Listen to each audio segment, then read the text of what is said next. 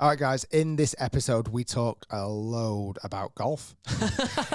St Andrews, we talk about Kings Barnes, we talk about Mingwoo Lee, one of the best golfers I've ever played with and ever seen. Playing St Andrews backwards, or in reverse, should we say, which will give you a little insight about coming soon. Mickelson winning, Brooks and, what's his name, Bryson having a little bit of a fight. Mm-hmm.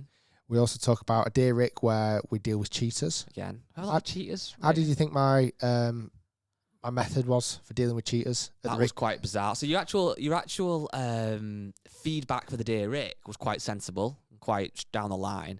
We then took you on a bit of a journey where it got very weird. I feel like you get quite weird, some of these Dear Ricks, but it was fun. I think people enjoy that. We're obviously back in the studio today. We've got some really exciting guests lined up for the podcast coming soon. We did one with Mingwoo Lee recently, which you'll hear very, very soon.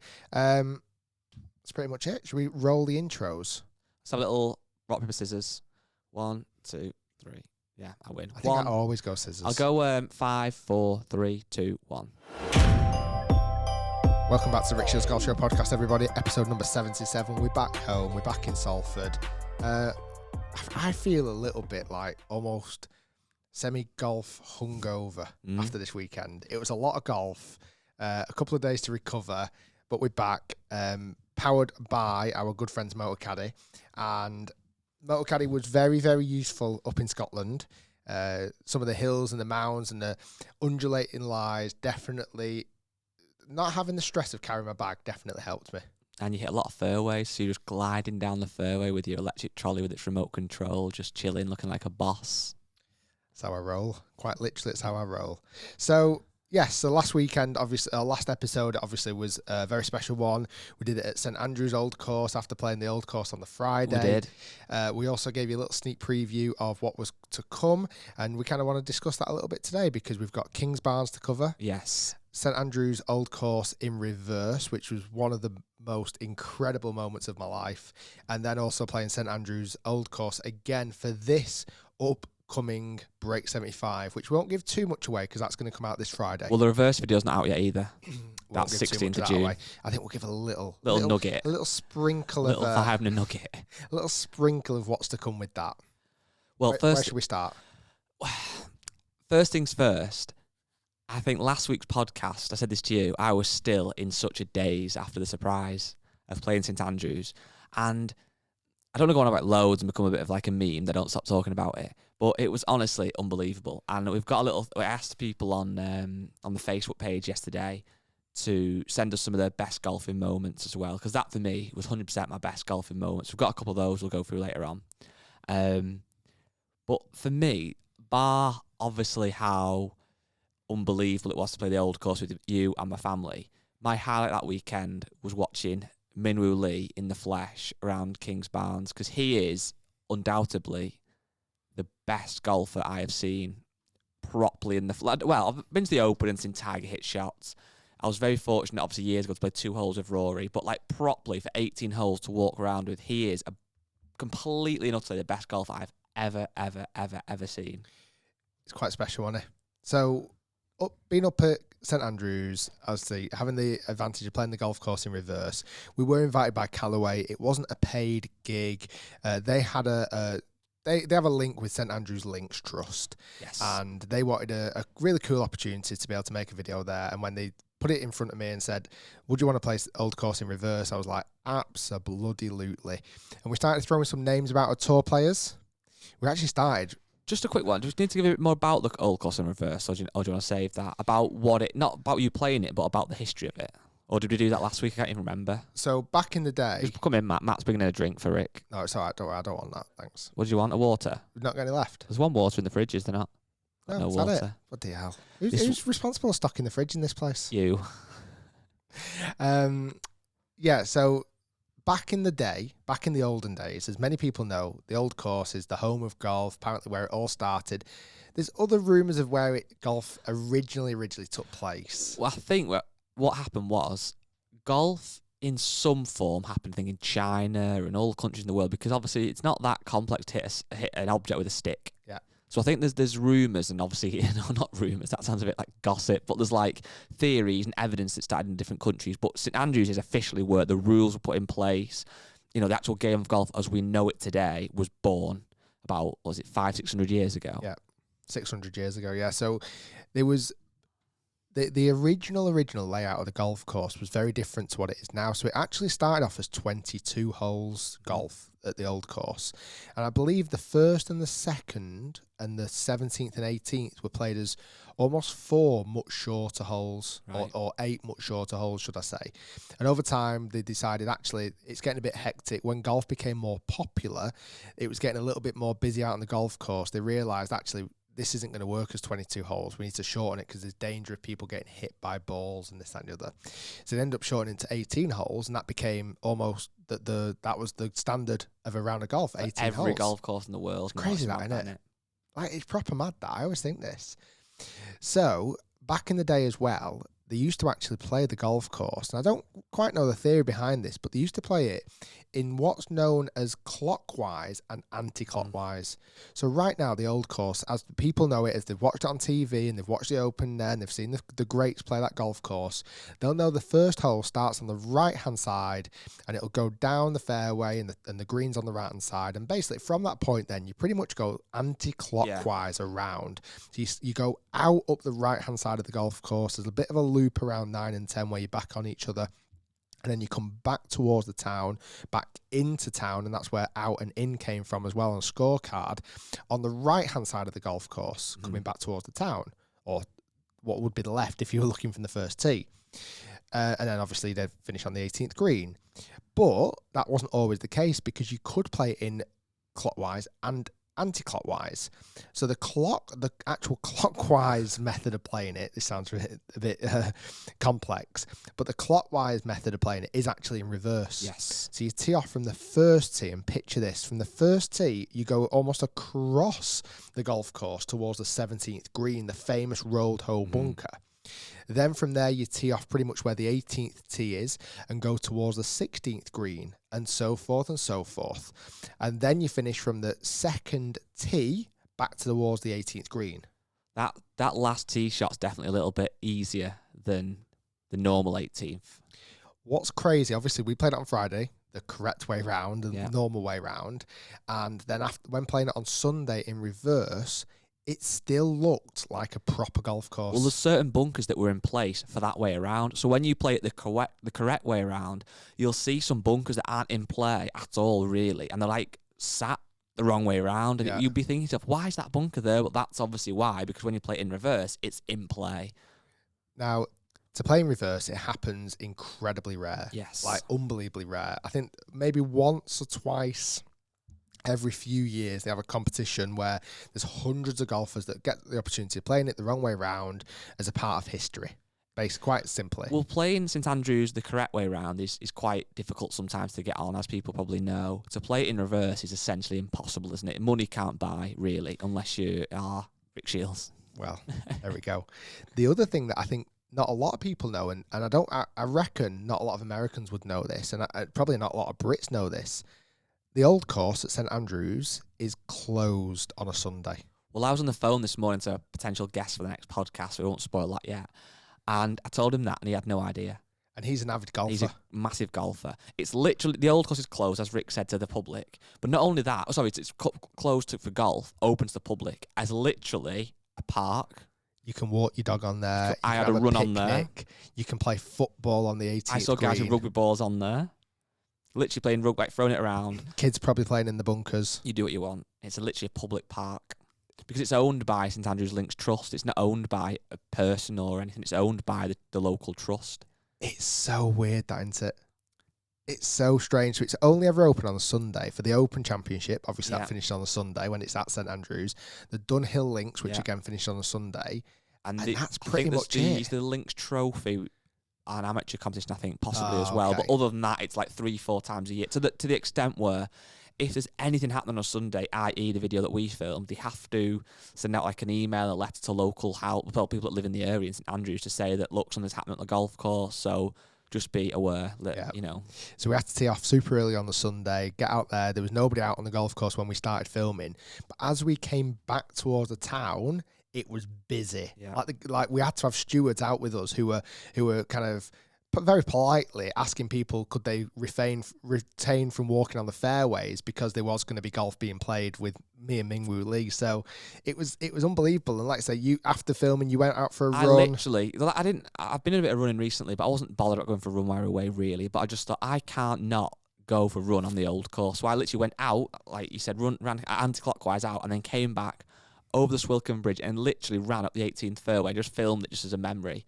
And I stopped about 2/3 of the way just before, what's it called? Sin Valley, Valley of Sin, just before the Valley of Sin. Literally on the most, well, I was going to say arguably, I think definitely the most famous hole in golf. I just went for a run up it. It's mad. It's crazy. There's no other golf place that I can think of where you can get that close to history. You know what you need to do if you listen to this, and even if you don't know it that well, go onto Google Earth and just put yourself on the little man, the little yellow man on the road, and you can literally see there's a road and then there's the golf course, and you can just walk on. It is mad. What's really cool as well, when it's all these little things that I didn't realise again. So once we'd finished golf on the Sunday, playing it in reverse, and finished on the 18th green and took our pictures and whatever, one of the guys from St Andrews actually carried the flag off the green. I mean, you and me probably thought he's going to take that inside. That's not, and just by the side of the green, there was a hole that was designated to put the flag into. So it was off the green so that tourists, so that spectators, so that golf avid fans could come down, and you can literally walk on the golf course. It's mental, and have a picture next to the flag on the 18th green with the clubhouse in the background, the Arran clubhouse in the background, or the university building, which is now the red building, or back down towards the Swilcan Bridge. You can sit on the Swilcan Bridge. You can take pictures.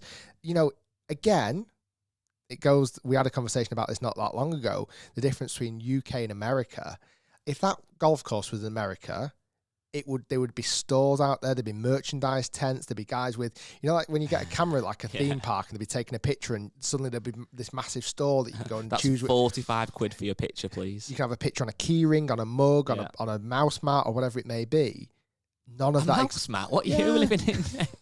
1998. Oh, your phone cover and this and that. None of that happens there, does it? It's the best place on earth. If you're a golfer, it's just well, obviously if you live in the UK, it's much easier to get to, but it's worth going, even if it's for a day, even if you know that you're not going to get on the golf course. If you live within 3, 4, 5 hours of there, which obviously a lot of the UK probably will, or a decent chunk, it's worth the drive up. Just have a day there. I went to go and see old Tom Morris's grave. If you're not aware of who old Tom Morris was, he was arguably the pioneer of professional golf. He's an absolute legend in the game. So many of his rules and things are in the game today. He won the Open 4 times, I believe. His son, young Tom Morris, won it 4 times before his really early death, I think the age of 25.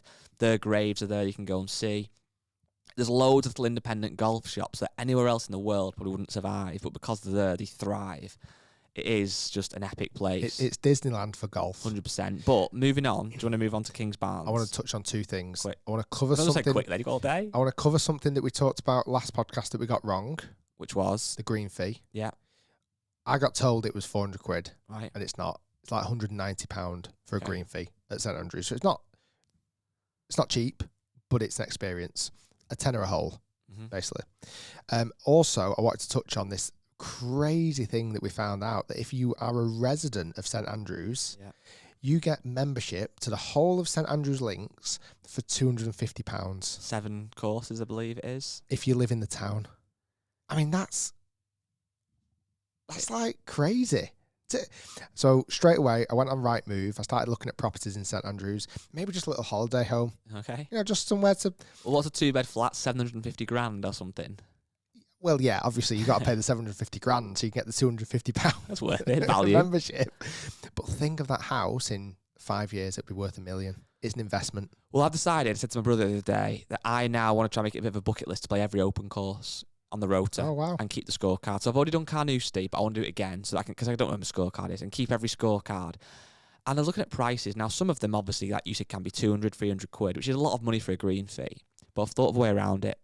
If you think about Tell him you work for Rick Shiels. No, I'll pay, don't worry. But like, let's just say it's 250, right? Which is a lot of money, I know that. And then you put another 250 to one side for travel expenses, a night in a hotel if needed, or fuel, or a bit of food. 500 quid. I think there's 10 or 11 courses on the rota. So you're looking at about 5 grand, which is a hell of a lot of money. But if you do that over 5 years or 10 years, however long you wanted to do it over, I feel like it's not actually that expensive in a sense over that time. And even when you think of like a green fee as being 250 or 300 quid is a hell of a lot of money. But if you do 2 a year and it's like a proper bucket list thing, it's not as bad as like, for example, if somebody rang you the night before and said, oh, I've got a free space at Royal Lytham tomorrow, it's 300 quid, you might be thinking, oh, that's a bit pricey.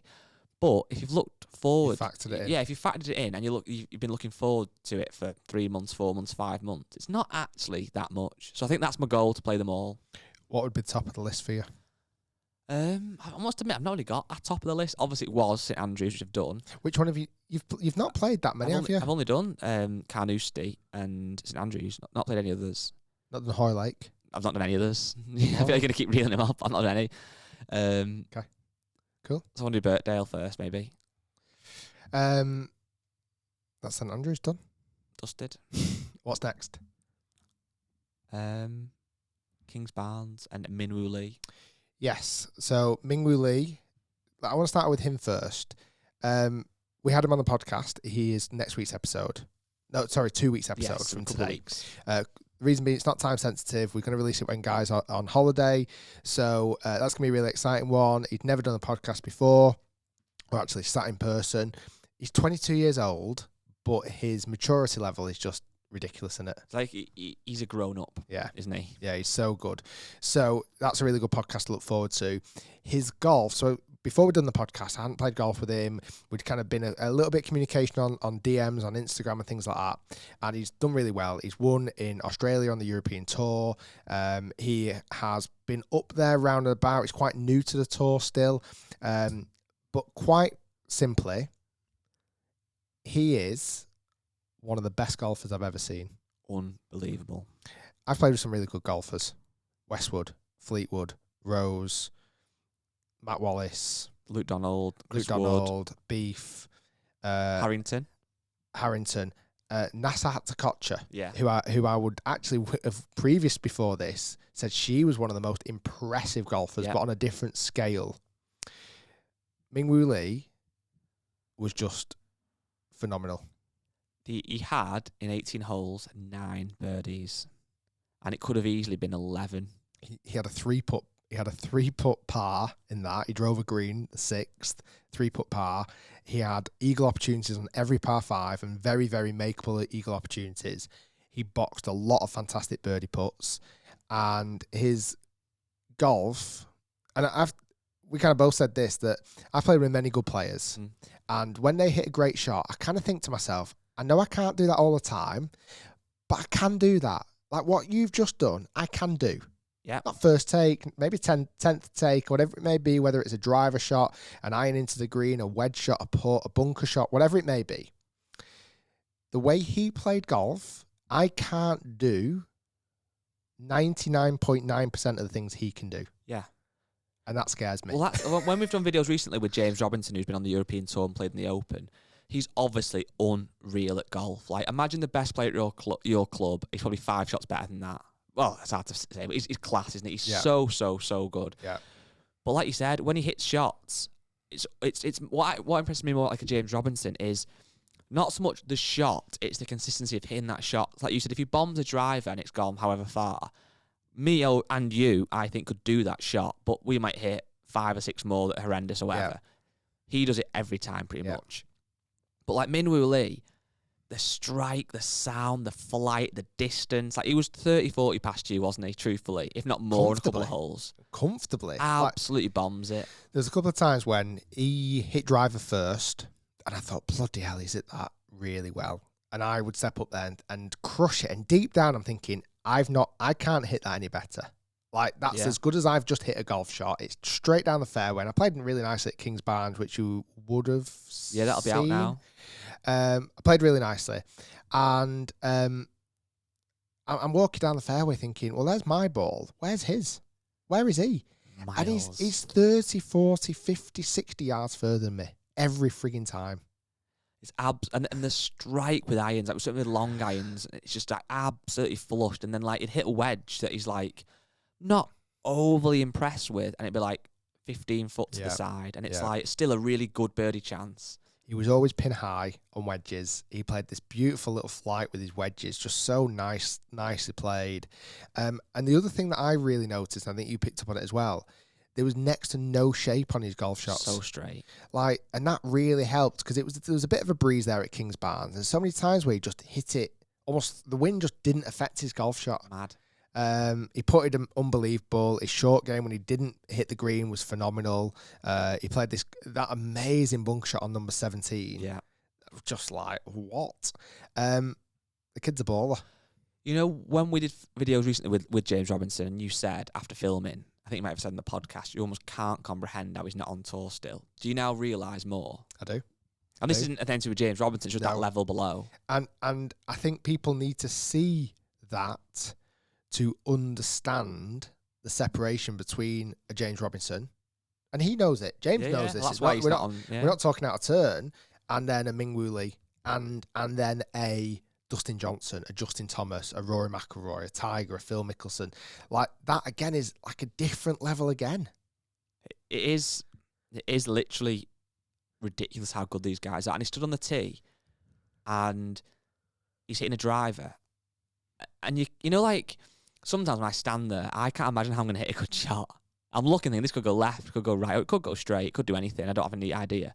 When he's there, I can't see anything other than the middle of the fairway, or worst case, just leaking to the right by 5 yards. Yeah. It's unbelievable. And the weirdest bit is, I was due to play. It was you, a guy called Owen, and possibly going to be and Minwoo, and then possibly me as well. And then we found out, I think, just before going playing, that I couldn't play because he had a friend come in. And truthfully, now I wasn't bothered. I'd played at St Andrews. I'd had the best day of my life. I thought, you know what? I always feel golfed out because it was tough that Friday as well. The conditions were horrendous. So I thought, I'm looking forward to a walk around. I can put more layers on. I can wear a big, chunky coat. I had a packet of salt and vinegar quavers in my coat as well. Living the dream. Yeah. So we got there, and there was this lad on the tee who was obviously his friend. And I don't know why, I had this like feeling that he was like a 7 handicapper, so I could get it round. He wasn't a world beater, but he was off about 7 or 8. And he was a bit of a fan of Minwoo's, who they connected through Instagram. Well, it was almost Minwoo that said that after the podcast. He went, "Oh yeah, just a friend of mine is going to join me. He's only an amateur." Yeah, that was his line. He's only an amateur. Exactly. So I thought this lad, that was what it was going to be. He's going to be a nice enough lad. I don't know why I had this thing in my head, because he's quite active on Instagram, Minwoo. So I kind of thought, well, he's from Australia. He's not going to know a lad who lives in Scotland. It must just be a connection or whatever. So we got there, and we chatted to this lad, and I said a quick like hello, and he was, you know, he wasn't a big lad. He was 20 years old, kind of like a normal 20-year-old kid. Yeah. And we got onto the tee, and then the 4 of you said, should we have a bit of a match as well then, or whatever? So Owen was off +2. He's an absolute baller. Minwoo's obviously a tour pro, won on the European Tour, turned pro +5, baller. This guy, we said, what are you off? And I think he's going to say 7, 8, 9, +5. He was off +5, and it turns out that he is Scottish born, 20 years old, lived in Australia for the last 10 years, which is how he knows Minwoo Lee. He's got an Australian nationality now. Exactly, but he came over to Scotland, England for 6 months to try and play in all the amateur stuff, and he's staying with a family friend. He was an absolute baller. Josh Greer, his name is. Yeah. He is absolutely sick at golf. And again, he played really well. Yeah. I think he shot like 6 under. He was unreal. Yeah. Again, Minwoo Lee played even better than that. Like it was a class day playing. Obviously, me and I kind of joked in the video and joked on the first day. I was comfortably the worst golfer in the group, which very rarely does happen for me. I'll play with good golfers, yes, but in a group of 4, very rare am I the worst golfer in the group, and I was comfortably. You like that though, I think, because it was no pressure. Well, it took all the pressure off me, and I was like, I know. Even people might be listening, yeah, but you're a golf pro, Rick. Yeah, but I'm not this level. I'm not a plus handicap. You've seen enough videos of mine now. If you're listening and watching the videos, that I would probably see myself, and we might do a fun video where I might work out my handicap soon. I see myself as realistic now, a 2 to 3 handicapper. Well, let's put it this way then. Let's say you're 2, just for round figures. I would say Minwoo Lee now would be +7. Yeah. He's 9 shots around, probably going to shoot better than you, which I think he did. And you both played well. You played well. You shot level par. A really tidy score. You played so solid. I couldn't see you doing anything wrong. A little putt you missed on 18, which is a shame, but you hold loads of other good ones. So it's just the way it goes, isn't it? But he's literally like 9 shots better than you. Yeah. And you're like 9 shots better than the 10, 11 handicapper. Yeah. So it just puts it into the... It's just... 18 shots better than... He was 18 shots better than a 9 handicapper. And he actually is. Like, it's unreal. Unreal. So you're right. I played solid. I did something I've never done before. I had 15 pars on the bounce, only to break that par streak with a birdie on 16, and then parred 17, and annoyingly made a 3-putt bogey on the last hole to shoot level par. But can't be too disappointed. If someone had said to me at the start of the round, you're going to shoot 72, I'd have snatched her hand off. But I felt a bit like, that was annoying. But as you mentioned, I hold loads of really good putts from short range. Didn't particularly have my AA game on. The other thing I've certainly started to realise is when I hit greens now, I see that as a success, and I need to maybe change my mindset a little bit. Get closer. Yeah, because that's the biggest difference now. When I honestly look back and I've watched the video, I thought I had birdie opportunities. I didn't really. Like, I didn't. Birdie putts. Birdie putts. I was miles away. So, like, just doing 2 putts were great, but when you look at, like, Minwoo Lee again, I know we feel like we're blowing smoke up his arse a bit, but he was 9 under, and there was still a lot of really good birdie opportunities he missed, which is mind-blowing. I look at my score and go, that's probably as good as I could have scored. Bar the last putt, maybe on the last green, that's as good as I could have scored. Because I'm not, unless I hold a 60-footer across the green, that wasn't likely to happen. Yeah. And I think that's the thing now, like proximity to the hole, being just not only being able to hit a good tee shot down the fairway and putting yourself in a great position, but from 150 yards in, like these guys are breaking the flags. It's unreal. There's 2 things I like kind of took away from it. The first one is I'm going to keep an eye on him this season on the European Tour. I think you said this. Well, you did. You were looking this morning. I'm literally looking at the score. He's out in about 2 hours, and I can't wait to see how he does. I'm going to keep an eye on him because it's a win-win. He's either going to go on and be class and win again on tour, in which case we've spent time with him and it's been great to see, or, well, it's not a win-win. If the worst case, if he doesn't do that well in the next season or this season or whatever, it'll open my eyes to the level that those guys are as well. The other thing I've took away... Andy can have a future. We'll reserve him a spot to be a guest on our channel at any time. Yes. That's his fallback plan. If he doesn't make it... Get on that video. Get on an odd video. Win-win. The other thing I'm going to take away from him, and this sounds a bit counterintuitive, but really this is truthful here. He was that good at golf. Didn't make me feel bad. It made me feel good because it made me realise how on earth can I get annoyed if I don't shoot a good score or don't play out well? Because I'm not actually that good to start with. Do you get what I mean? Mm-hmm. Yeah. So it's like if I go out and shoot a good score, and let's say I shoot 3, 4, 5 over par, which I should be pretty happy with, that's great, and I should be happy with that. But if I shoot 15 over, so what? I'm not playing for a living. I'm not a good golfer. Like, that is good golf. Like, I felt so far removed from it that it actually made me feel bad. Do you know what I mean? Yeah, I get what you mean. It put me, I do get that. I want everything that he has, but I don't want to put the work in. So I can't be a good golfer. Yeah, I'm not allowed. I don't deserve to be a good golfer, because when I look at him and I walked off and I'm jealous of him to a degree. I'm like, bloody hell, how good was it? It was ridiculous. But I don't want to put the work in to get that good. I don't think anyone does. A lot of people do, because it's obviously so much work, isn't it? So that for me is almost like you might want it, but that's like looking at some guy who's ripped on Instagram and going, I want that body, but I'm not willing to work out. I also and want eat well. 5 guys, McDonald's. Exactly. How big bad on the way home? So we came home on Monday. Was it Monday evening? Yeah. Can we just talk through our McDonald's order quickly? Because It was absolutely ridiculous. outrageous. It was ridiculous. I had 2 triple cheeseburgers with a large fries. First off, we had a 4-hour drive home. It was late in the afternoon. We'd done St Andrews Break 75, which again is coming out soon this weekend, this Friday. Left St Andrews, jumped in the car, packed everything up. We're tired, we're hungry, we're shooting down the motorway. We only really want to make one stop. We get to the first services. It was just a petrol station. Horrendous. Like, absolute disaster. So we had to, and we were so looking forward to food at that point. What was your number one thing you wanted? A Mackey's? Or do you want a KFC? Weirdly? I started to get a little, if I didn't get a Mackey's, I'd almost resigned myself to having a KFC. Yeah. So we're driving down a little bit further. We jump on another motorway en route back home, and we've probably been driving for maybe 2 hours by this point. I was absolutely starving. So luckily, we pulled into another kind of a semi-services with a petrol station. I needed petrol as well, which was lucky. And we found a McDonald's. Golden arches, screaming our names. It was beautiful. So you had 2 double cheeseburgers. Oh, two triple cheeseburgers. A large fries. Yeah. And then you had, what were your burgers? I had this kind of like chicken spicy mayo thing, which was really nice. Yeah. As a meal, large meal. A Big Mac on the side. Then we decided to order 20 nuggets. Yes. And we didn't quite polish those off, but we did a good job. Couple of drinks. We were debating McFlurries, but we didn't bother. Should have done, really.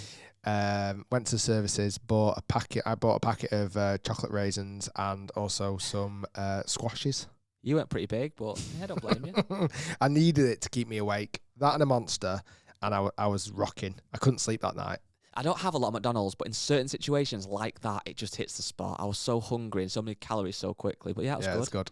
That's good. Are you ready for your Dear Rick? Let's do it. So Dear Rick is brought to us and to you, the listener, by certainly my best friend and probably your third best friend. I'll be honest, I don't have best friends. Like, my problem is I fall out with people too quickly. Yeah. So I won't put them in best friend category because that's who I mainly fall out with. Okay. So I might put them in like sound acquaintance. Yeah. Like if we meet up in the pub in a couple of weeks, I'll be sound with them. And if I meet up in the pub with them in 3 years, it'll just be the exact same level of soundness. They're not getting that special treatment, but then they're never going to fall off either. We'll always just quick fist pump, usual motor caddy. Like a Rob Potter? Like a Rob Potter. A nice solid Rob Potter. So Motor Caddy, sponsor this podcast. This is the 9th week. They wanted to get some really good brand exposure and align to the best podcast in the world. And they're walking away being told the Rob Potter of the golf world. So hopefully they take it as a compliment. I think they should do, Rob, if you're listening. If we'd all be a bit more like Rob, the world would be a nice place. I don't know where I'm going with this now. Anyway, right, you ready for this? Yeah. So, Dear Rick, I play golf about once a week with a couple of close friends. Okay. I play off about 10 and my mates play off around 28. We typically play Stableford and play for a tenner. The loser pays a tenner to the winner and second place keeps their money. So there's 3 of them. Yep. If you win, you get a tenner off the guy that finishes last. Nice. Middle's I'd quite like that format because if one's steaming away, he's going to win. So it's the second and third place battling out. If second and first are close, it's kind of a good dynamic. I might try that in the future. If you win 2 games in a row, then your handicap gets cut by 2. And if you lose 2 games in a row, then your handicap goes up by 2. So it's all in good fun and good spirits to keep it even. Nice. I'm really invested in this. We should have a go at this one time. That being said, one of my mates always cheats. Oh my goodness. He doesn't always count his air shots in the correct, and also the correct amount out of a bunker. So let's say it's 4 at the bunker, it suddenly become 3, etc. He doesn't take drops from the correct areas when going to hazard, and he moves the ball to a better lie when he shouldn't. So essentially, he's cheating. Wow. Given it's good fun, and it's only for small amounts, how do I call out my fellow golfers who don't play by the rules? So, this isn't as simple as clear cut as someone cheating in a comp. I just feel like this is an education piece. Okay. I just feel like it might take a few times and you might have to do it quite tactfully and you might just need to, address it in the right manner. I can feel a role play coming on here. So I think it's just a very tactical way of doing it. Just education. So, for example, if let's say on the first hole they have a fresh air shot, they take 2 extra in the bunker, and he walks off and says, I took 5, when you actually know they took 7 or 8 or whatever it may be. I think it's that point you go, just a quick one, John. Can I just recount that score? Because there was the shot that you missed, and I don't know if you know, but that's actually counted as an actual shot, so that would be 2. And then when you went in the bunker, I was watching, I was counting. I don't think you got it out first time. I think that was maybe 1. You hit the bank and it rolled back down and went in your footprint. Do you remember you whinged and moaned? Then you tried to take it again and it hit the lip and just missed you, because if it had actually hit you, that would have also been a penalty, believe it or not. And then you chipped it out and then you 3-putted. So if we count that up together, you count that up with me, John. So that's 1 to the fairway. You missed that one, so that's 2. Remember that. You've got to count that air shot. You then put it in the bunker. You hit it against the lip. So that's 4, 5, 6, 7 out the bunker. You 2-putted, let's say. Oh, you actually scored 9. So don't worry. We'll put a 9 down. Just remember those little things. But also, a little tip out the bunker next time. Just open that face up and just get that wedge under the ball a bit more. Christ, used to be fun, you did. It's just, listen, I like cheating with the best of them. But when we're frigging playing for money, you play by the rules. I think that's, hopefully, it's done in more naivety than on purpose. If it's done on purpose, then obviously that's a different topic. But I still think you can address it the same way. I would try and educate as opposed to come out straight fighting with the fists. Okay. That went quite serious and quite well. Fair enough. Any advice from you? It is a tough one because I've had some friends that play golf that weren't necessarily cheating, but if might not do things the right way. So, like, there's the rule now if you go out of bounds, you can drop it near the out of bounds. But they used to do that before it was a rule. Yeah. But that's only if it's a local rule as well. Well, yeah. That's not true. even if it... That's not... I think as long as, in my opinion, if it's... I would say there's two ways. There's cheating, like actual cheating, where on purpose you're moving your golf ball or you purposely writing the wrong score down or whatever it may be. Like when we played that bloody charity golf day last year. Oh, yeah. Like that's cheating. Genuinely cheating. Cheating the system, cheating the scores, everything. But I think when it's done in the way that's been described there, I feel like that doesn't sound as cheat. Like that just sounds like he wasn't aware that this shot was or they've just let each other off now and again. But maybe they need to go. I'll tell you what. We'll all play exactly by the rules moving forward. Little scenario for you then. In 15 years' time, you've retired from YouTube, right? Yeah. And you own a golf course. Yeah. A golf course. You own it. You're the boss. Nice. And it's called Rick Shiels Towers. Rick Shiels. I know, Rick what Shiels should we call Manor. it? The clubhouse. I don't know. It's called whatever it's called. You're the boss, right? At this point you're in your 50s. Trying to think of a golf course name. Yeah. So I'm seeing 50 over this is Rick Shiels 50 years, right? Okay. In 50 years. In 50 years time. We've got to be quite old then. Your hair will be looking good. I'd have had my transplant. You'll have had your transplant. You maybe like a nice beer belly from all the red wine you're drinking. Yeah. You've got an Aston Martin. Ooh. You wear Hugo Boss jeans. Obviously. And always like a polo, really big fancy watch. Yeah. Your teeth are even better than they are now. Like unnecessarily white. Okay. What else can we have?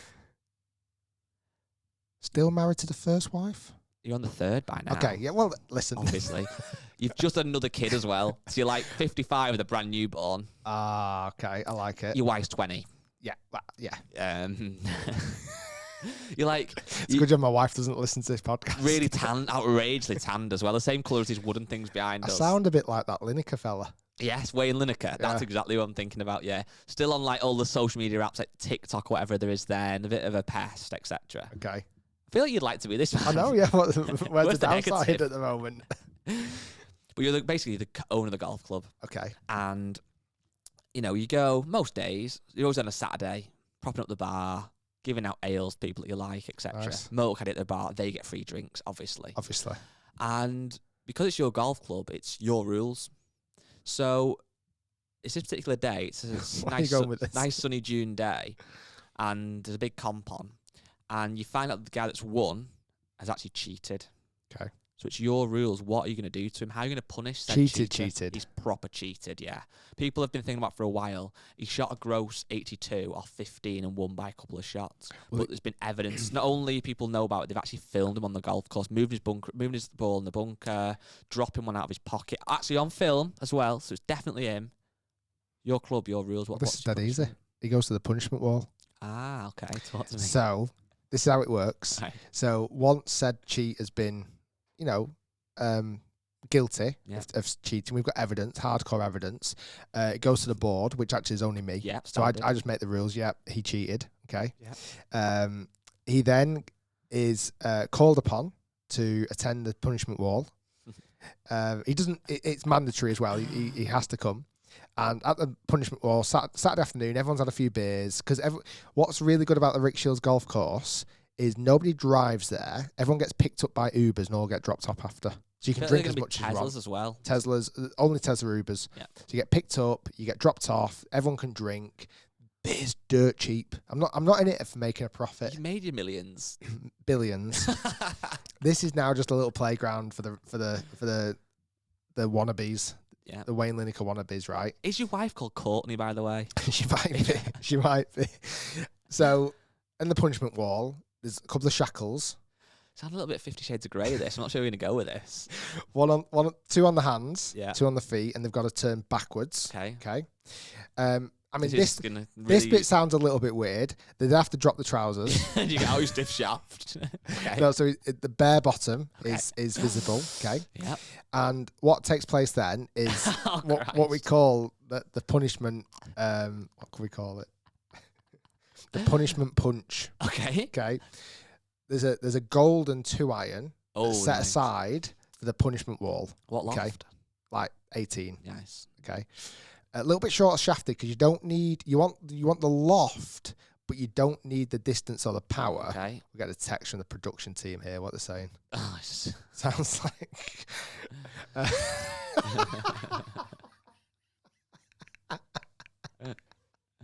When we did a stupid game in St Andrews where we tried to rhyme people's surnames, and Matt's just put, this sounds like a Rick Ordeals, like Rick Shiels. 2-iron loft, 17 degrees we're going to go with, but a 7-iron length, okay? Because Yeah. you want the lowness, you want the power, but you want the accuracy. What a strike. Then we have some not proper golf balls. Like, this is where I draw the line. Okay. Like, I don't want anyone to die. Yeah. I Okay. just want them to be punished, okay? So you know those like squishy balls that are like almost a bit more like a squash ball Yeah. texture. So Okay. like a squishy one. And you tee it up, Mhm. and every single member who wants to attend, we've all had a few beers, so everyone's been joking and laughing. I mean, Big Frank on the wall isn't particularly happy because he's just about to get the punishment 2-iron in the Yeah. buttocks. Everyone then has an opportunity to pound the 2-iron squash ball straight at the back of Big Frank. Yeah. And everyone's going, cheater, cheater, cheater, cheater. And then you get the last shot. You get the final shot, don't you? And hopefully he gets a few balls in the bum.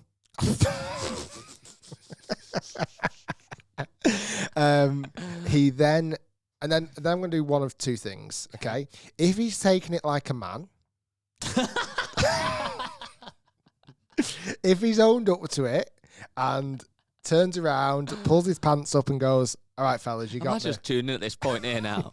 You got me, fellas. I cheated. I shouldn't have done it. I'm really sorry. I won't do it again. Okay, I will allow them to be a member of the golf club if they pay double fees next year." And they also have to have head covers on their irons that say hashtag cheater. For 1 year. Yeah. If at this point Big Frank still denies it, cries, hits the floor, pleads, this is not fair, Yeah. right? I'm going to sue you, Ooh. all this jazz. Then he'll be escorted out of the premises, reported as a cheater to the national governing bodies. Yeah. And also, what we didn't talk about, I actually own all the golf courses in the surrounding area as well. Course. Just little play pens that I have. He doesn't get to play at any single golf course in the area either. Perfect. So if you've got a Dear Rick for next week, email us, podcast@rickshiels.com. And it's the last one next week. For a chance to win a motor caddy, and second place is a bag. Exactly. So next week, No cheating. I don't know No. how they would cheat, but no cheating to try and win the prizes. no cheating. Yeah, next week is the last one in the series of the Motorcaddy sponsored ones. So it's the episode we're going to give the last Dear Rick. We're going to do that live, obviously. And then at the end of it, we're going to pick out 2 names from the hat. I just want to clear up, all this was fictional too. You've got a very strange and vivid imagination with chains and balls and stuff like that. But anyway. Okay, that was good. So do you want to hear some of our listeners' favourite golf memories? I took a little bit of a screenshot of some before. Let's do It's it. a nice mixture, actually. So actually, your friend of mine, Rob Potter, Big Rob. Big Rob, he said being part of the team that won the YouTube Golf Day was That's one of his nice. favourite golf memories. That was a good day, the YouTube Golf Him, Day. Big Oggy. it Matt Brookbanks? Matt Brookbanks and the German fella. Oh yeah, I do know what you mean. There's quite a nice mix of these comments though, because Sorry, I forgot his name. you'll see that it was.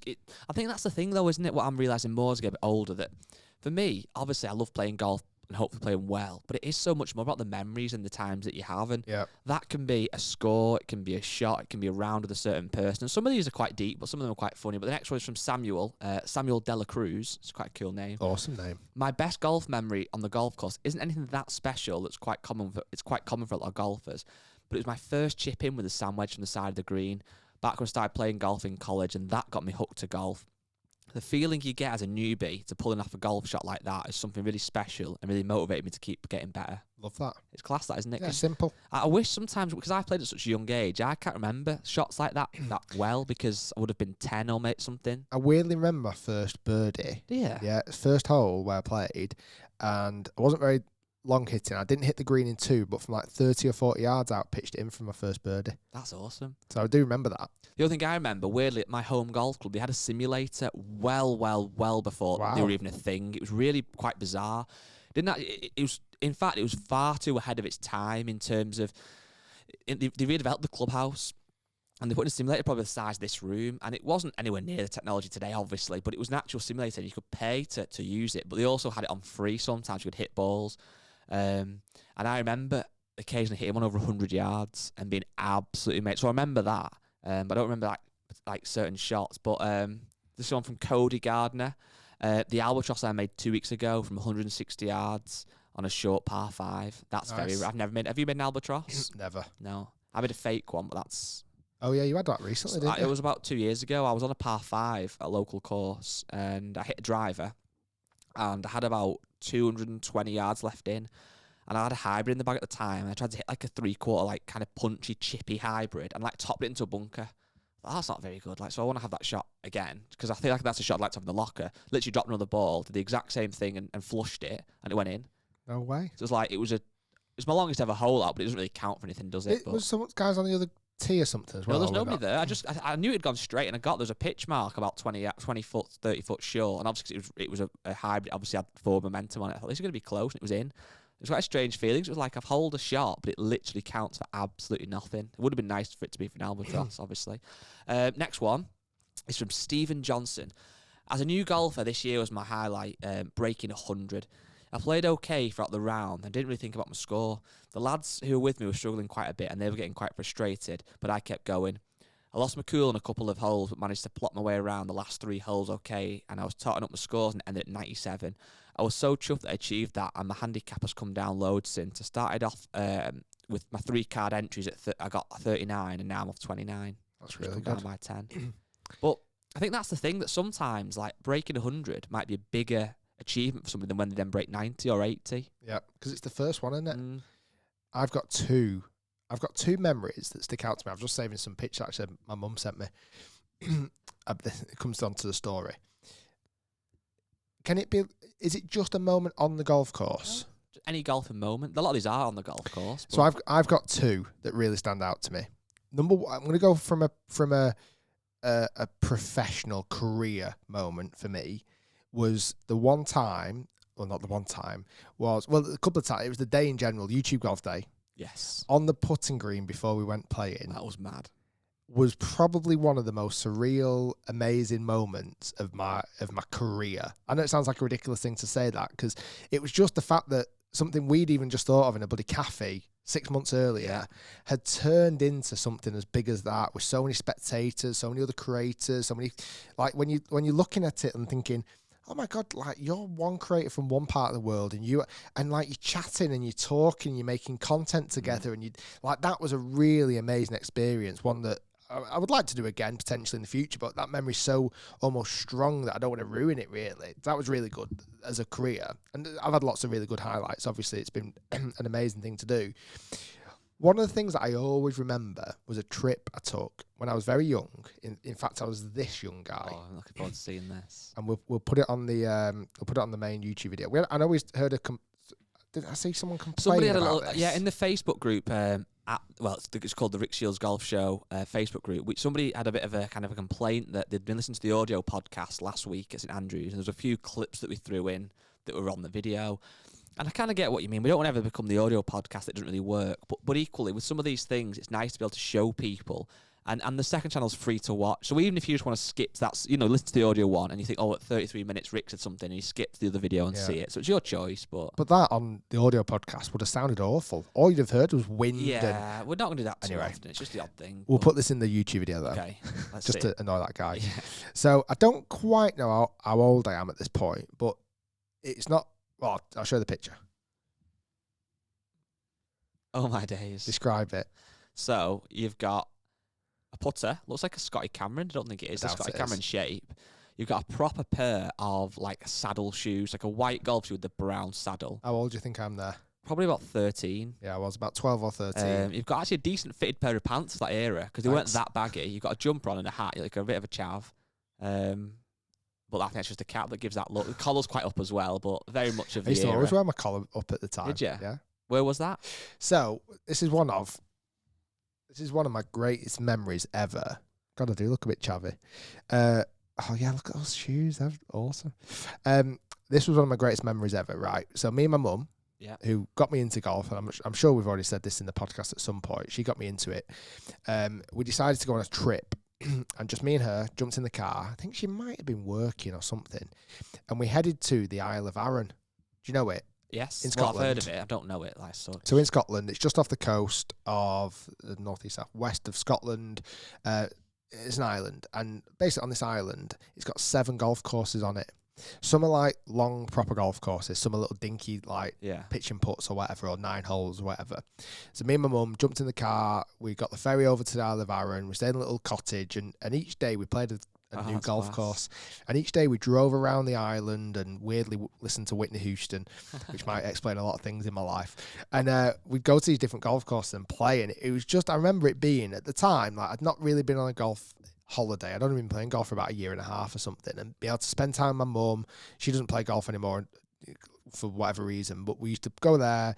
I wasn't particularly very good at the time, so it's just a really nice kind of bonding experience. And I still so vividly remember the golf courses and where they are. And I'm just looking at the map now and thinking, oh yeah, I remember playing it up there and down south there, and it was just classic. So that was one of my best memories in golf, was just being able to play 7 days with a family member, obviously my mum, just driving around, having a great time, and cool, and just enjoying it. We should relive that for a video. A chavvy 13-year-old. We should do that as a video. It'll be sick. 7 days in Arran. Mm. It is class over. It's really nice over there. Has Eric done a video there? Eric Anders Lang. I feel in like Arran. Rings a bell. Might not have done. It might have done actually. A couple of others then before we leave this topic. It's been quite nice. I'm sorry. There was one other thing as well. Oh, sorry, where our cottage was. No, it's nothing mad. Where our cottage was, I was fascinated. Right, we're in this little bay, and across the bay there was this island. Right across the bay, a standalone island, and it was called Holy Island. Right, and monks lived on it. Oh my days. So so when you're there, because I stayed, you can see this it's literally called Holy Island, and I was fascinated about this island, like thinking, literally, monks just live on that island. They don't have technology. They must have had a boat or something. How do they get food? How do they get stuff? How do they get stuff? Like, they don't know about anything about like what's happening in the world. And some part of me just thought, it'd be quite nice to live like that, but I'd get a bit bored. Anyway. A couple more then. Gareth Price said, hitting a 3-iron out of the rough in front of 2 ex-Liverpool football players, John Aldridge and Jason McAteer. They were playing behind us. I hit it to about 3 foot. John Aldridge said it was the best shot he's ever seen. That'd be nice. Nice. This is a good one from Mark Rodbert. Playing the old course with my best mate from school in 2019. We started off playing together in 1975. After school, still in our uniforms and everything, and with our dad's cast-off clubs, and we're still playing golf together 45 years later. That's really cool. There's a picture of on the bridge. Really good. And the last one, this is a bit of a sad one, but it's from Alistair Brownlee. A memory, although kind of sad. Played a round of golf with a great work friend. He gave me a cigar, which I don't smoke, so it went into my golf bag. He sadly passed away a few weeks later. The cigar now lives in my bag and comes every round with me. R.I.P. Matt. So, nice. That one, it's not the actual memory, obviously. It's more the fact that he didn't chuck the cigar and he kept it in his golf bag, and then obviously, unfortunately, he passed away, but he still got that as a bit of a token. Is that Alistair Brownlee, the Olympian? Could be. I don't know, actually. I don't know if it's Alistair. This was Alistair, like with a D. All right, this is Alistair Brownlee. Cool. That was nice. Nice little touching stories. Yeah. There's something else I want to cover. We've got the Bryson and Brooks BEEF. Brooks BEEF, which I don't know much about really, so I don't know if you can elaborate on that much or not. So, after the USPGA, after the USPGA, Brooks was doing an interview and he looked a bit disheartened. I think this was the final round, so he's been playing with Phil Mickelson. He didn't win, obviously. Phil went on to win, which we'll come on to in a minute. And Brooks was doing an interview, and by the side of him, Bryson DeChambeau was also kind of finished off an interview or whatever. And apparently, from the rumour has it, a couple of things got taken away from this kind of video that got leaked, because I don't think that video should have ever really come out. They were 100% going to get I almost feel like though. it's a bit orchestrated. I really do. I feel like it's a bit staged. But basically, as Brooks is saying that he struggled on the greens, and most people struggle on the greens today, blah, blah, blah. Apparently, Bryson said if you start it online, you wouldn't struggle. Something along those lines. A bit of a dig as he walked past. So Brooks rolled his eyes, lost his train of thought, kind of swore and kind of said, I can't concentrate with that kind of shit taking place or whatever in the background. So he wasn't happy, basically. Wasn't happy at all. And Bryson kind of walked off. He had spikes on as well, Bryson, which a lot of people thought that's why he was annoyed at first, because as Brooks was doing an interview, Bryson, it's annoying with Brooks and Bryson. Bryson had spikes on, so people thought Brooks was a bit annoyed because of the titter-tatter across the path or whatever it may be. But I want to believe it wholeheartedly, really want to believe it, but just some of me feels like it's planned. I don't know. I'm not too sure on that. Both golfers are quite fiery. Certainly Brooks is. He's not scared about saying his opinion. He's been in kind of a few little beasts before, and he's very, very kind of open to saying what he thinks. And obviously Bryson is as well. Both big fellas. I'm sure they're not scared of anybody. And there was then a line that took place on Twitter this weekend. So it came out that Phil Mickelson was having another match. Yeah. Tom Brady, Tom Brady and against Bryson DeChambeau and Aaron Rodgers, who I think's an NFL player or something. I don't know actually. No, Sorry if somebody says he's not, but there's another match coming up. And Brooks then went to Twitter and kind of said, feel sorry for you, Aaron Rodgers. And obviously a bit of beef started there. And Bryson responded saying, I'm glad I've got into your head, or things like this. I'm living in your head rent free, I think he put. Then there's a bit more back and forth and blah, blah, blah. Then there's also this underlying match that's happening at the moment. So I don't really know the guy, but the president from Barstool Sports, again, it's massive in America, isn't it? Barstool Sports, has called out Brooks, and Brooks is going to play this president of Barstool Sport. Left-handed, is it? Yes. Yeah. And this, I don't even know this guy's name, has said that he's asked now Bryson to caddy for him. So that'd be quite fun if that comes off. A lot of questions around this kind of £40 million social media pot that the PGA have put out there at the moment. But it's an idea that, if you have raised more publicity for the PGA Tour, you get rewarded at the end of the season.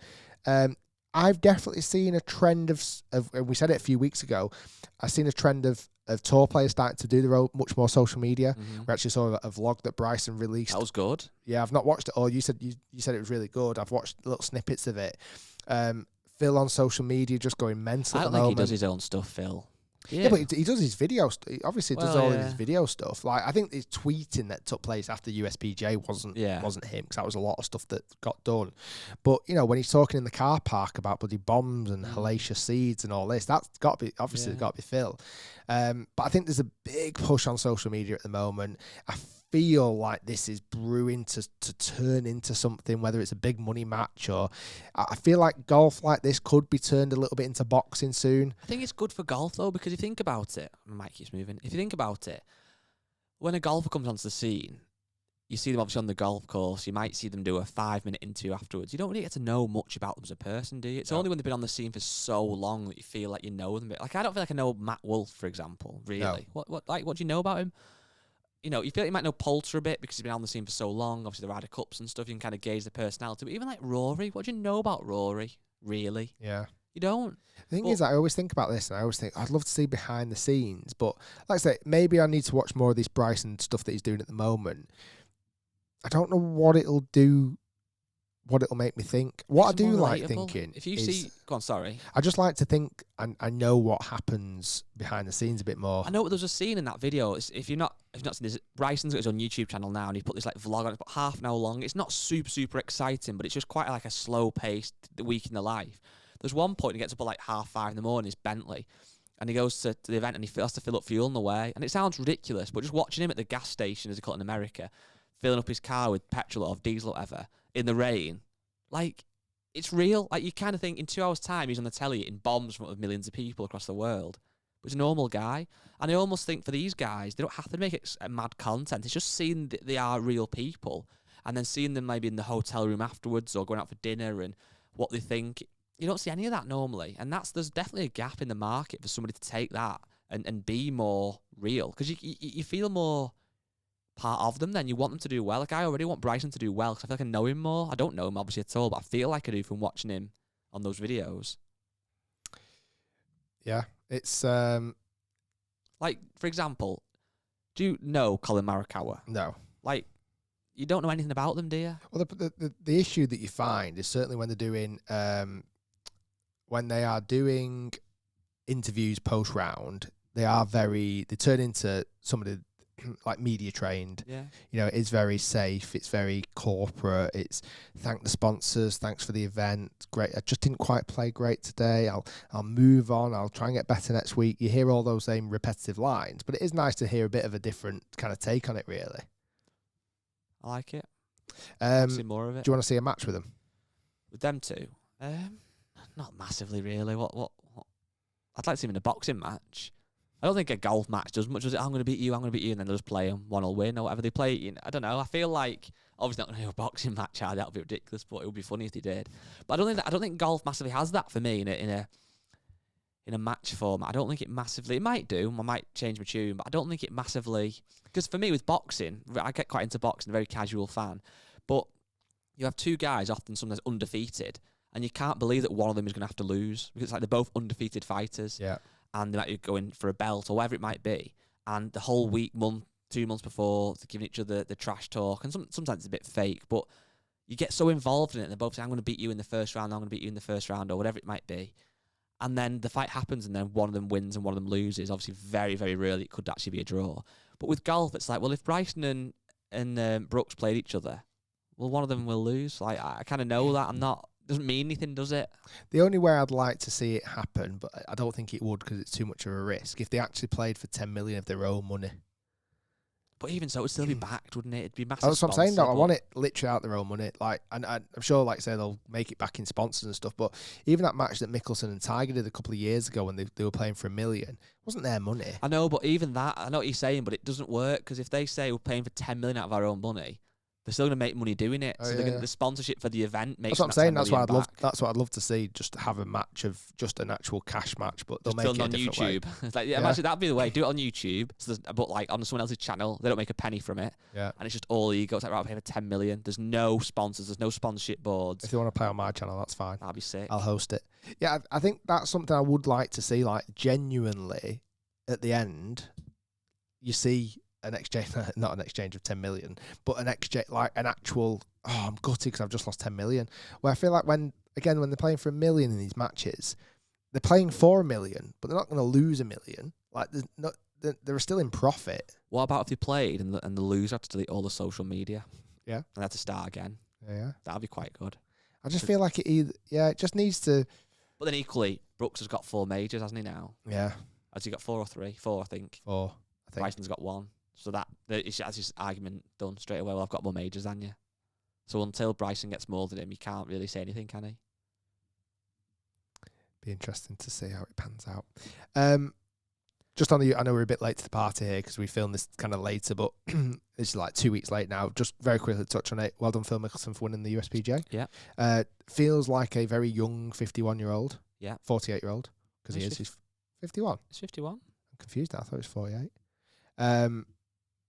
Why did you say 51 first, though? I don't know. I feel like I was too old because I thought he was 2 years older than Jack when he was 46. I'm sure he's 51. We're late to the party and we're getting the stats wrong.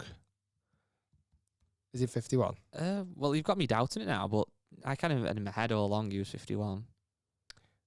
He's 50. 51 very soon, a couple of weeks. He feels like a very young 50-year-old. Like, it doesn't. I remember when we talked about Tom Watson nearly winning the Open at 58. Like, he felt like an old 58-year-old. Well, yeah, but it's quite a big difference as well, I suppose. Because you're thinking that he's essentially 60 at 58, whereas he's just 50. But yeah, glad he won, I suppose. It take nothing away if it's a major. It's unbelievable at that age to win a major, and he hit the longest drive of the week as well, I saw. Yeah. But it's the USPGA. If it was the Masters, it would have felt different, wouldn't it? Or the Open, it would have. It probably made. Not that I watched loads of it. I literally watched the last 2 holes of him walking down the the 17th and 18th when he won it, that was it.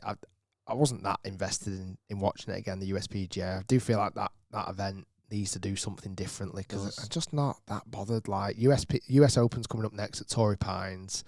I'll be kind of interested. And then the Open. It all depends on who's doing well. Well, the USPGA for me, as I've said before, is my least favourite. But having said that, if it was two massive names down the stretch level with 3 holes to play, you probably get a lot more invested, don't you? So it's down to who's doing well. Obviously, Phil Mickelson's a massive name in golf. It's great for him. I suppose it is really good to show people of all ages can play and compete.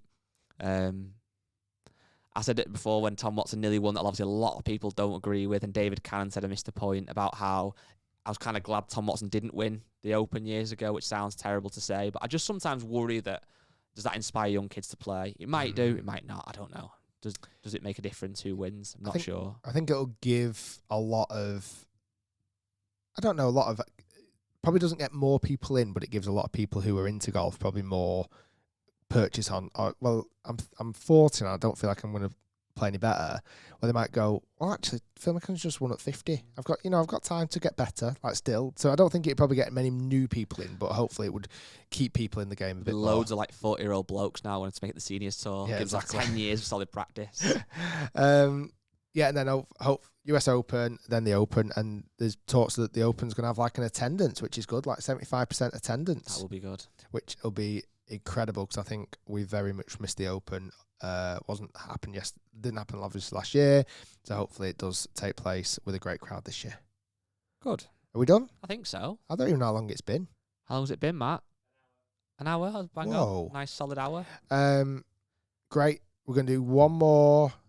It doesn't matter. Nobody needs to know. Guys, watch Friday, Break 75, St Andrews. Hopefully you enjoyed the last one. And that is episode number 77 done. Great. We'll see you all soon.